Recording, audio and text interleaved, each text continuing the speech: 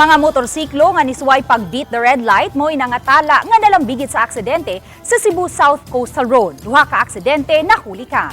Ang detalye sa report ni Femari Dumabo.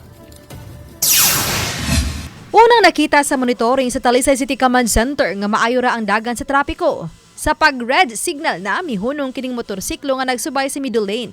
Apan kusog ang dagan sa nagsunod nga motorsiklo. Misuway unta kini paglihay apan natapsingan gihapon ang motorsiklo nga iyang gisundan. Apan kining ikatulong motorsiklo nga kusog usab nga nagpadagan. Nga miigo si kaduhang motorsiklo nga mihatod sa ilang pagkalamba. Direksyon sa tulo ka motorsiklo ang padong sa dakbayan sa Sugbo. Nahitabo ang aksidente Oktubre 3 sa alas 3 sa hapon. Samtang Oktubre 11 pasado alas 9 sa buntag natumba kining motorsiklo human midasmag sa gisundan ni ining puwa nga auto. Sa CCTV monitoring, mihunong ang puwa nga auto nga nagsubay sa middle lane kay warning signal na aron mag-stoplight. Apan inay nga muminor ug mupahunong sa iyang dagan, susamag napabulhot na inuuni niyang iyang motorsiklo. Nakaangkod og minor injuries ang mga driver sa motorsiklo ug nagkasabot ray neon ang duha ka mga habig.